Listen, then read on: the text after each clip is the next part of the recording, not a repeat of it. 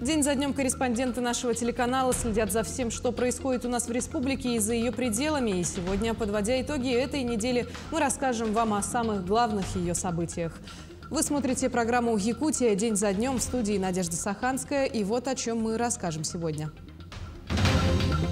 Предустановка приложений, защита персональных данных, электронные путевки и другие новшества. Расскажем, что изменилось в жизни россиян с 1 сентября.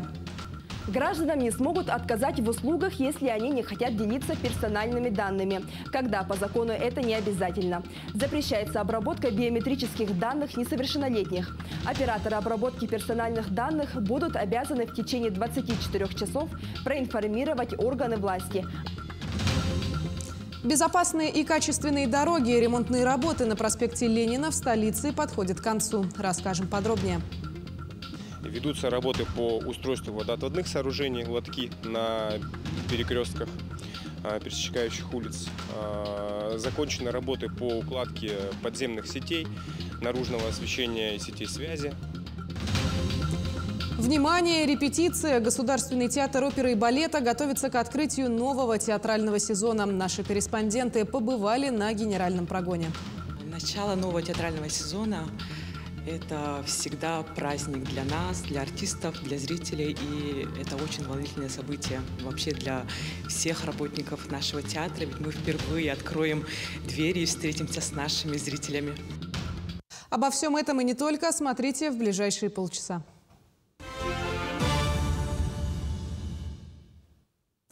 В Якутии работникам бюджетной сферы сделают перерасчет заработной платы. Повышение зарплат коснется 52 тысяч работников отдельных целевых категорий. Как уточнили в Министерстве труда и социального развития республики, повышение зарплат направлено в основном на увеличение оклада. Положение устанавливают размеры должностных окладов, стимулирующих и компенсационных выплат. Повышение коснется работников бюджетной сферы. Это медицинские, педагогические работники, сотрудники учреждений общего и дошкольного образования, а также оказывающие социальные услуги детям-сиротам и детям, оставшимся без попечения родителей, социальные работники, работники культуры и преподаватели высшего и среднего профессионального образования. Стало известно, как россияне будут отдыхать в 2023 году. Правительство определило график переноса выходных дней в следующем году. Новогодние праздники начнутся 31 декабря этого года и продлятся до 8 января 2023. Кроме того, нерабочими будут дни с 23 февраля по 26 февраля, 8 марта, а также периоды с 29 апреля по 1 мая, с 6 по 9 мая, с 10 по 12 июня и с 4 по 6 ноября. Уточняется, что в новом году 1 и 8 января выпадают на воскресенье, их решено перенести на 24 февраля и 8 мая. По данным Минтруда, в целом в 2023 году россиян ждет 119 нерабочих дней, в то время как в текущем году таковых на один меньше – 118. Впрочем, перерасчет заработной платы работникам бюджетной сферы и знания о выходных и нерабочих днях будущего года – не единственные изменения сентября. Так, россиян ожидают сразу 10 нововведений в законы, вступивших в силу с 1 сентября этого года. О том, каких сфер жизни коснутся изменения, смотрите далее. Россиян ожидают сразу 10 нововведений в законы, вступающих в силу с 1 сентября 2022 года. О том, каких сфер жизни коснутся изменения, расскажем прямо сейчас. Работодатели, работники и соискатели смогут оформлять, подписывать электронной подписью и отправлять электронные кадровые документы через госуслуги. Решение о введении в организации электронного документооборота должен принимать работодатель. Он также определяет перечень таких документов и категории работников, которые смогут перейти на новый формат. Гражданам не смогут отказать в услугах, если они не хотят делиться персональными данными, когда по закону это не обязательно. Запрещается обработка биометрических данных несовершеннолетних. Операторы обработки персональных данных будут обязаны в течение 24 часов проинформировать органы власти о произошедших инцидентах, например, об их утечке. Отказ заключения или исполнения договора с потребителем в связи с его отказом предоставить персональные данные, если это не является обязательным, влечет штраф до 50 тысяч рублей. Банки с универсальной лицензией обязаны обеспечить физическим лицам возможность открывать счета, вклады и получать кредиты в рублях без личного присутствия после проведения идентификации. Это можно будет сделать в мобильном приложении и на сайте. Обновлены примерные программы обучения в автошколах. Например, при обучении на категорию «Б» увеличено количество часов, отпущенных на практическую подготовку на улице. 18 часов будет отведено на площадку и 38 часов на город, вместо 24 и 32 соответственно. Также появятся новые программы переподготовки, которые, например, позволят водителям, у которых есть права на мотоцикл, получить допуск к управлению автомобилем по сокращенной программе. Пятое нововведение. На отдельные виды технически сложных товаров, в том числе на смартфоны, будет обязательно предустанавливаться российский магазин приложений. Ранее иностранные платформы ограничили для российских пользователей возможность скачивать приложения.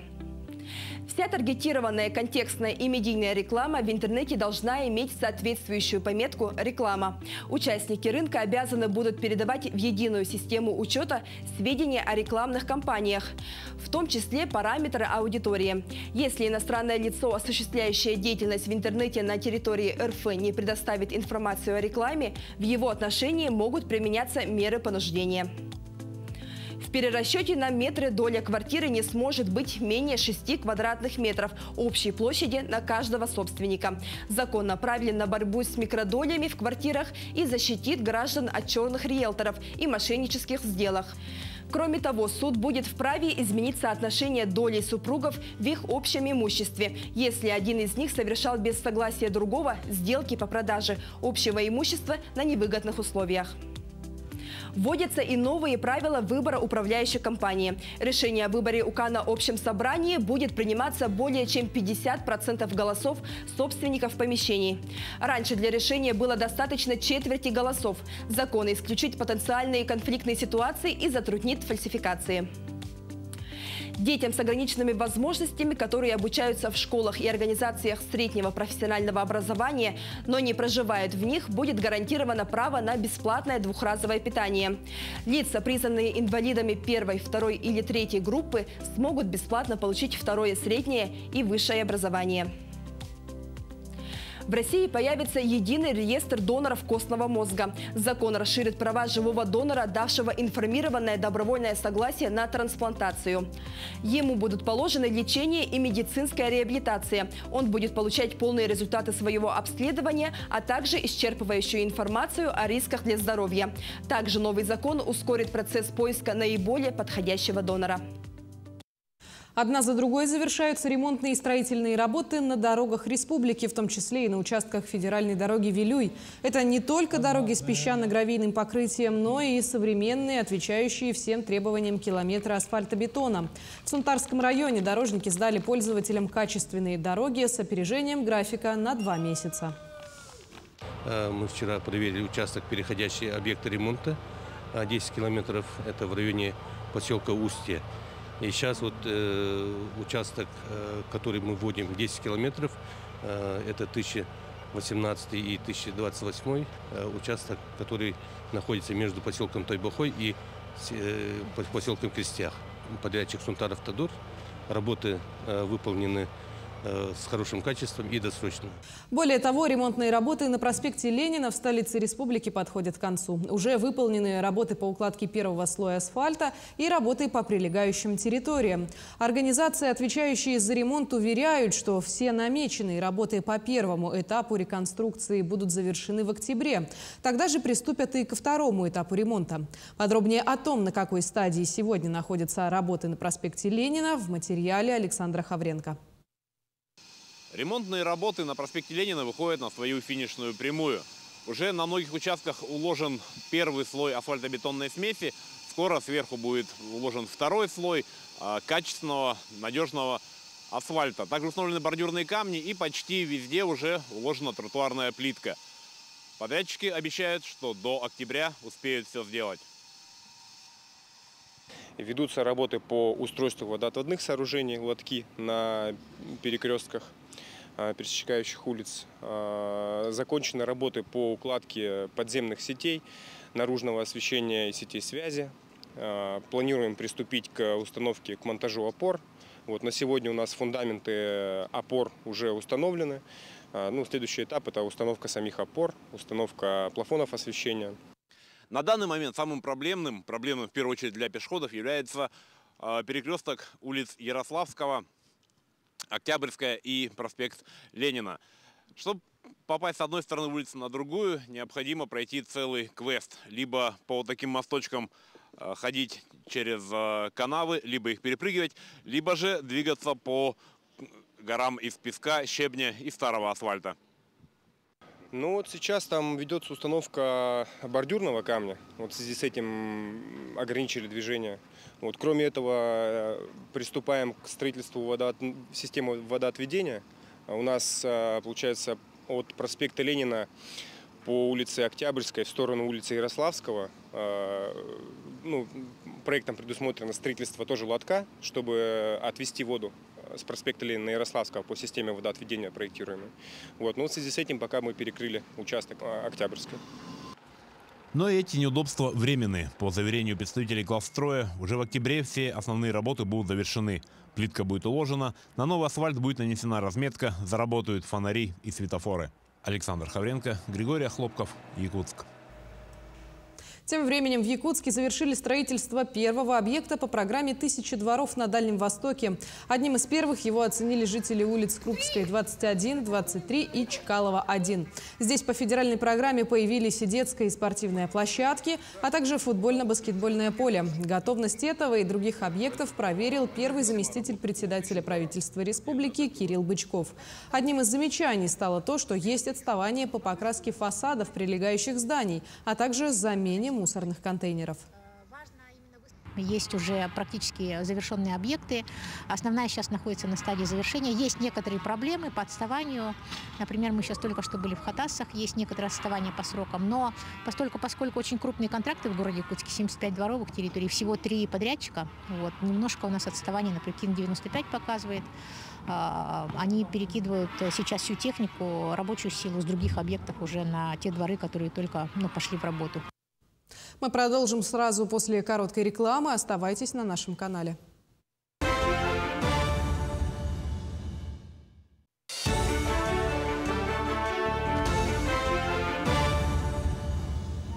Вы смотрите программу «День за днем». В студии Надежда Саханская. Мы продолжаем освещать самые заметные события этой недели.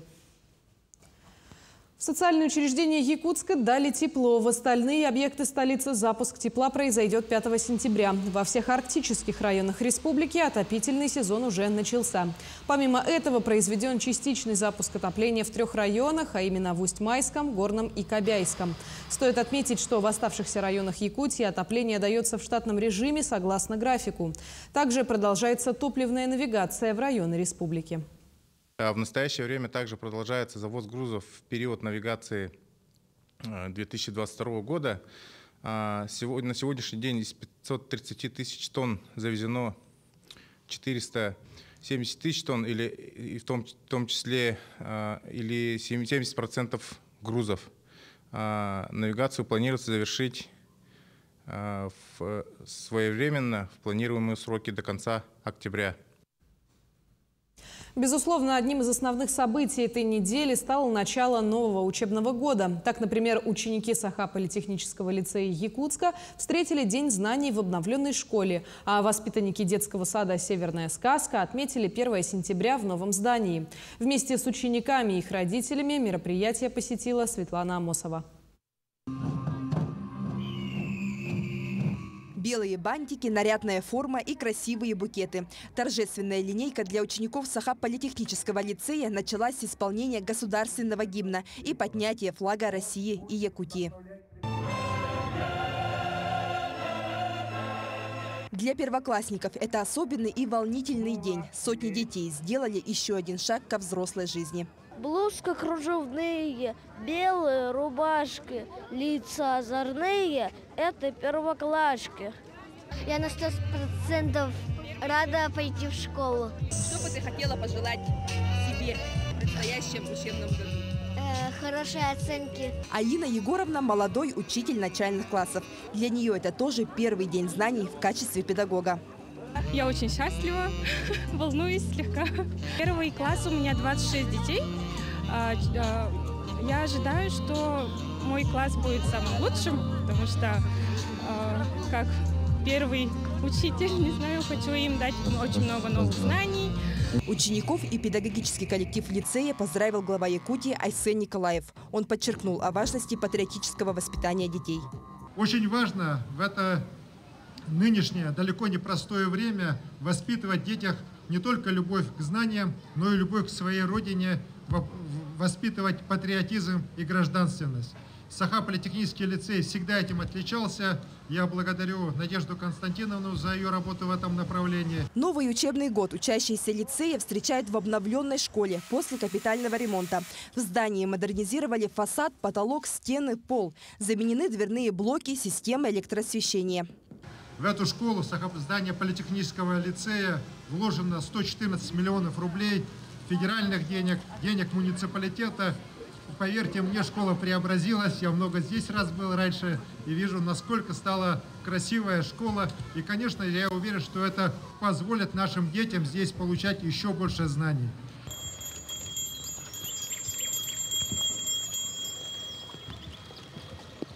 В Новопортовском микрорайоне Гагаринского округа Якутска торжественно открыли новый детский сад «Северная сказка» на 240 мест.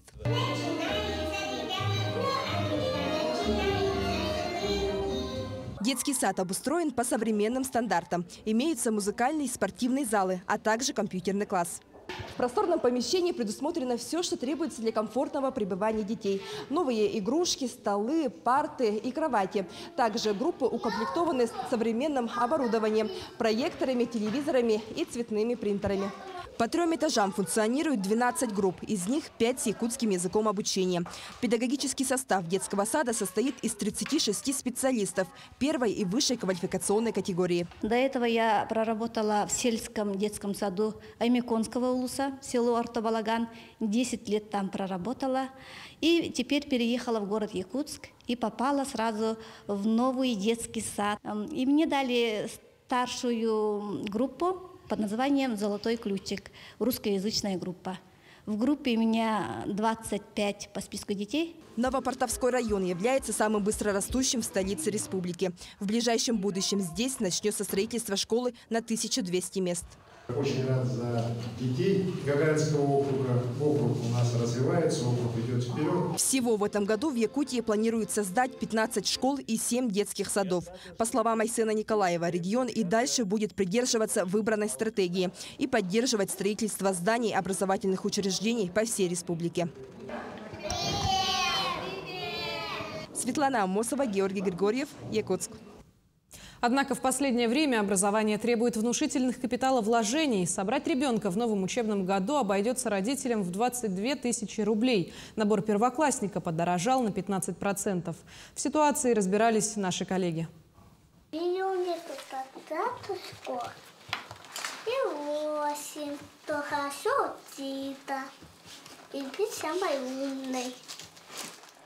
Лилия Картамышева уже не раз собирала школьный портфель и перебирала чистые тетрадки. В этом году она первоклассница. В многодетной семье Картамышевых от 1 сентября пойдут в школу 3. И каждому нужно купить канцелярию и одежду. Мама школьников Светлана признается, собирать детей в школу с каждым годом дороже. Тетради рабочие стоят 6 тысяч на одного. Плюс еще тетрадки такие нужны, другие. Плюс школьная одежда – это или сарафан, или, как сказать, там двойка, как я, например, взяла. Вот, там 3,5–4 тысячи. На одного ребенка у многодетной мамы ушло около 23 тысяч, и это не предел. В течение года нужно докупать и канцелярию, и школьную форму. В июле в Росстате провели исследование. В этом году набор первоклассника обойдется родителям в 23 тысячи. С прошлого года сумма выросла на 15%. В базовый набор входит только необходимое.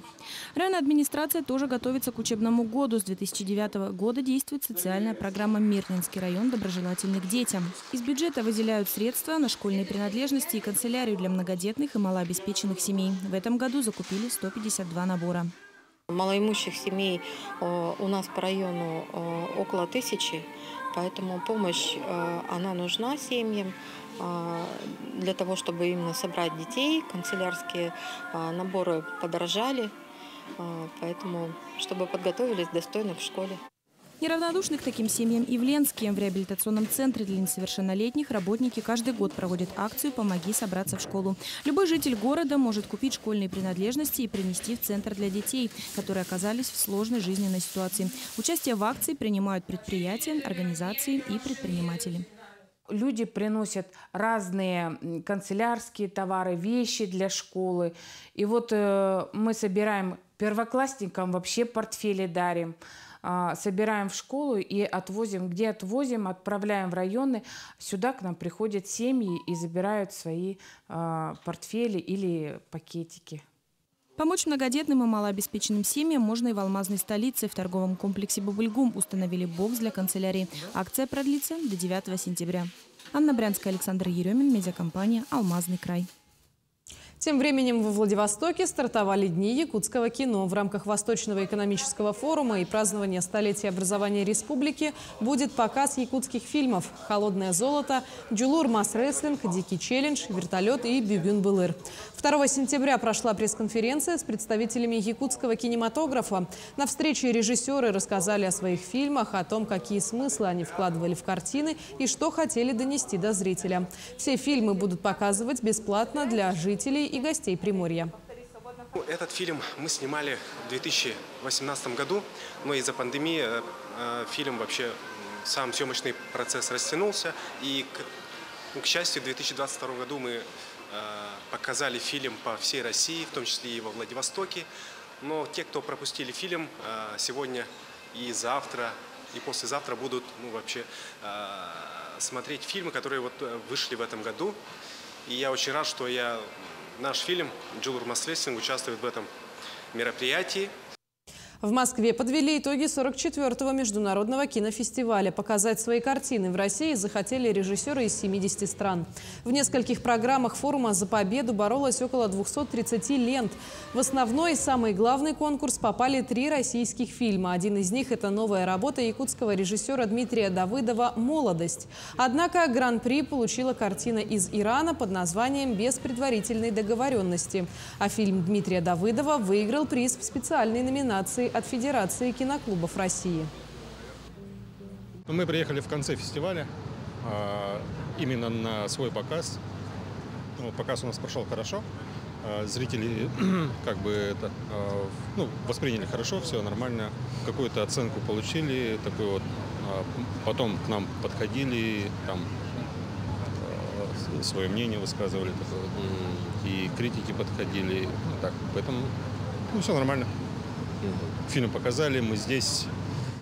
А Государственный театр оперы и балета готовится к открытию 52-го театрального сезона. В программу войдут отрывки балетных постановок и опер в сопровождении якутского оркестра под руководством главного дирижера Николая Пикутского и под режиссерством Татьяны Савиновой. Насколько театр готов к открытию, узнала Галина Чекурова.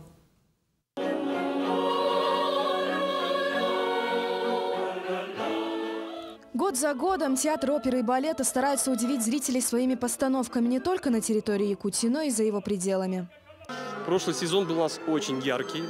Помимо премьер, некоторые из них самые яркие премьеры – это мюзикл для детей Геннадия Гладкова «Бременские музыканты», национальный балет Кирилла Герасимова «Нарын-Таптал», «Дягилев сезоны». И еще важным событием то, что наш театр практически был на первом месте в России по гастролям. Наш театр посетил с участием балета и оркестра 10 городов. Это Урал и Приволжские города. И имел огромный успех. Коллектив Государственного театра оперы и балета активно готовится к долгожданному открытию нового сезона. Для каждого из них очень волнительно, как в первый раз. Начало нового театрального сезона – это всегда праздник для нас, для артистов, для зрителей. И это очень волнительное событие вообще для всех работников нашего театра. Ведь мы впервые откроем двери и встретимся с нашими зрителями. Это очень волнительное и радостное событие. после долгого перерыва, после отпуска выходить на сцену всегда как в первый раз, можно сказать. Уже на этой неделе гости и жители столицы смогут услышать композиции мировых классиков, таких как Бизе, Верди, Чайковский, Кальман и Джоаккино Россини.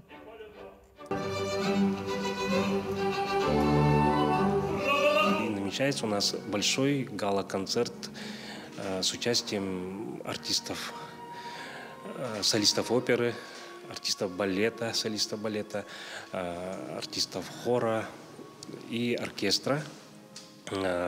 Будут представлены шедевры мировой классики, арии, отрывки из балета, отрывки из опер. Ну а у зрителей появится возможность посетить не только концерт, но и выставку, в котором будут собраны экспонаты из фонда музея театров. Можно будет лицезреть костюмы таких балерин, как Наталья Христофорова, Евдокия Степанова, Клавдия Иванова и прочие. Также на выставке будет представлена скрипка известного композитора Гранта Григоряна. 3 сентября театр оперы и балета приглашает в свои теплые объятия гостей и жителей столицы, а также предлагает окунуться в мир прекрасного. Галина Чекурова, Семен Семенов, Якутск. Именно такой была эта неделя. Наши корреспонденты продолжают следить за развитием событий. Вы смотрели программу «Якутия. День за днем». Для вас в студии работала Надежда Саханская. Я с вами прощаюсь. Берегите себя.